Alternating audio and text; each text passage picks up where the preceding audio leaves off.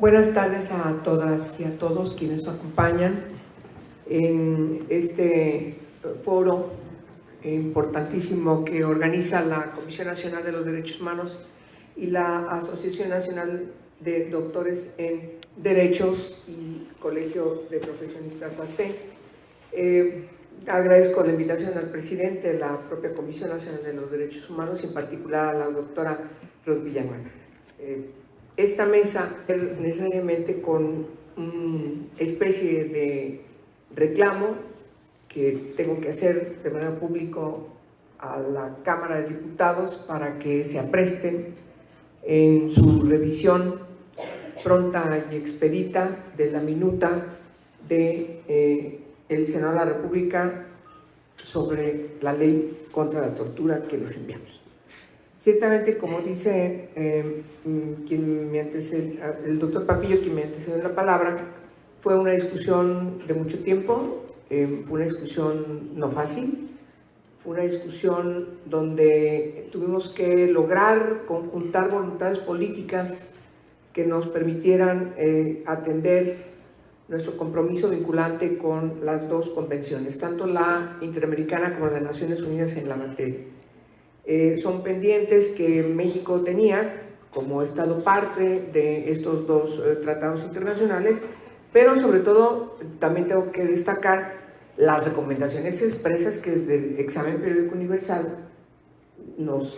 han hecho al Estado parte y por supuesto diversas recomendaciones de otros organismos internacionales y también el reclamo de las organizaciones no gubernamentales y defensores de derechos humanos para que nosotros podamos atender desde un ámbito general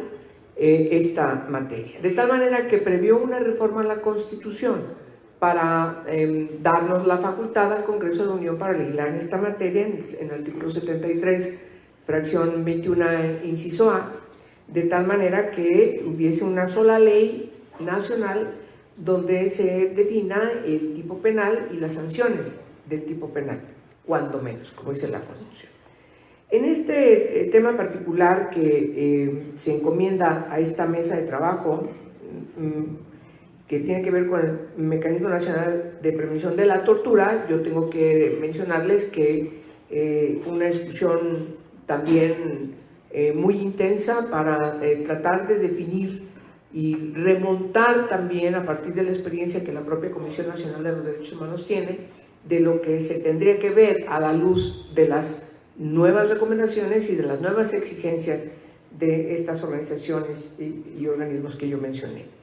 Y claro que el mecanismo tiene su fundamento, como aquí se mencionó también, pues en el protocolo facultativo de la Convención contra la Tortura y otros tratos o penas crueles, inhumanos o degradantes, que en su artículo 17 señala que el Estado parte mantendrá, designará o creará a más tardar, decía, un año después de la entrada en vigor del presente protocolo o de su ratificación o adhesión, uno o varios mecanismos nacionales independientes para la prevención de la tortura a nivel nacional. México decidió, como ustedes saben, que este único mecanismo estuviera en un organismo autónomo, la Comisión Nacional de los Derechos Humanos y sus homólogas en las entidades federativas. Como sabemos, tiene por objeto garantizar de manera integral la prevención de los delitos en materia de tortura y otros tratos o penas crueles, inhumanos o degradantes, como la instancia encargada de la supervisión permanente y sistemática de los lugares de privación de libertad en todo el territorio nacional. Bueno, eso dice la Convención de Naciones Unidas, pero la Convención Interamericana en la materia es mucho más amplia, porque es más nueva. Y entonces establece que en todos aquellos lugares donde haya una circunstancia de que alguna persona eventualmente esté privada de su libertad, de tal manera que no solamente está dirigida nuestra vinculación, nuestro compromiso como Estado de resolver lo que tiene que ver con los lugares donde se está privado de su libertad por haber cometido alguna comisión de delito, por estar cumpliendo alguna sanción de privación de libertad, sino también otro tipo de lugares. Es mucho más amplia la definición, incluso ya ni siquiera establece o abunda en otros tratos crueles, inhumanos o degradantes. Ese debate, por cierto, les tengo que contar, lo empezamos a dar desde que discutimos la reforma constitucional. Y había quienes, como yo, decíamos, no pongamos esos preceptos en la Constitución, solamente tortura, porque nos va a meter en un predicamento a la hora de definir el tipo penal. No, ganó quien propuso, sí, hay que cumplir con la Convención de Naciones Unidas, y entonces la Constitución ciertamente pues establece todos los preceptos que caracterizan a la Convención de Naciones Unidas en la materia, de tal manera que la primera discusión que tuvimos que enfrentar fue el tipo penal de tortura, y luego otros tantos cuestiones degradantes, y entonces entrada de hermenéutica de los especialistas en la materia de cuándo, cómo, dónde, qué quiere decir. Fue una discusión fuerte. Entonces, en algún momento prácticamente de un proyecto ya más terminado,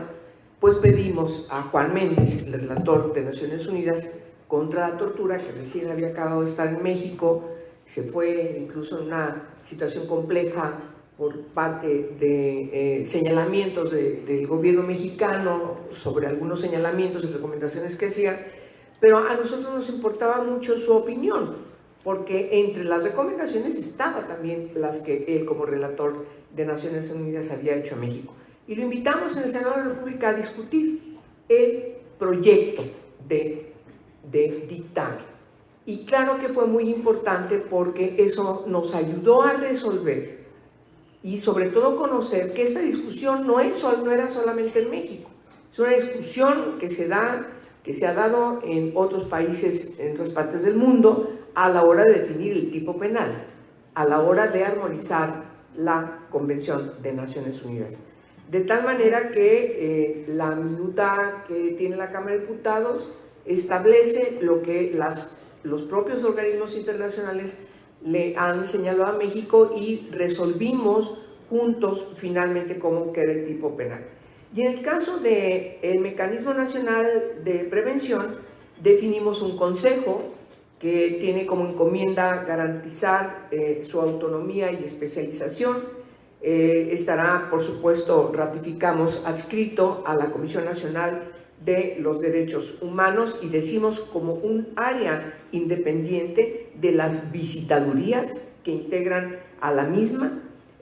También señalamos la conformación de un consejo como órgano rector de gobierno, que se integrará por la persona que encabece, que presida la Comisión Nacional de los Derechos Humanos, quien además lo presidirá, y un comité técnico integrado por 5 personas expertas e independientes. Este comité técnico será elegido por el voto de 2/3 partes del Senado de la República y estará conformado por 5 personalidades que gocen de reconocido prestigio y sobre todo también particularmente señalar además de la importancia del prestigio, también la experiencia en la materia, que sea conocedor de la materia de la ley. Las facultades que quedan inscritas a este Consejo del Mecanismo Nacional de Prevención, que se tendrá que reunir cuando menos una vez al mes o cada vez que se requiera,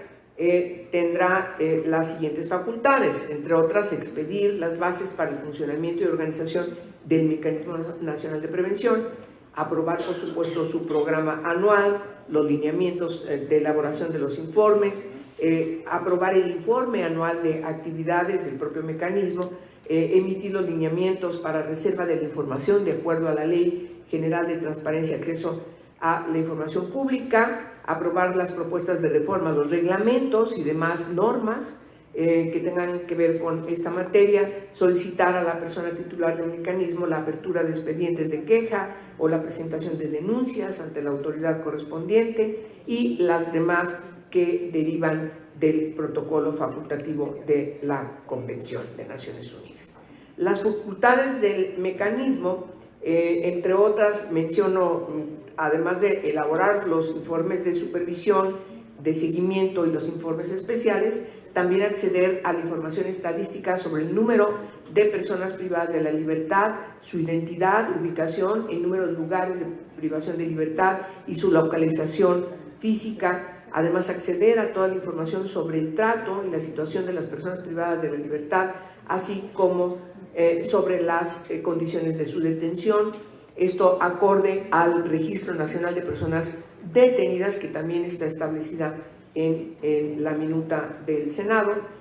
Por supuesto, acceder en cualquier momento sin aviso previo ni restricción alguna a todos lugares de privación de libertad y a cualquier otro lugar en el que se encuentren o se sospeche se encuentran personas privadas de la libertad. También señalamos entre sus facultades entrevistarse libremente con cualquier persona privada de la libertad o con el personal que labore en los lugares de privación de libertad, las ocasiones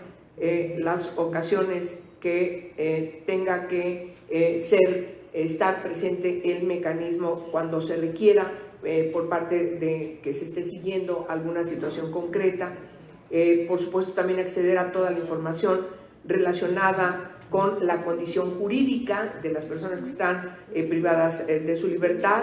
y, claro, también tener acceso al sistema de registro administrativo de detenciones del Centro Nacional de Información del Sistema Nacional de Seguridad Pública, entre otras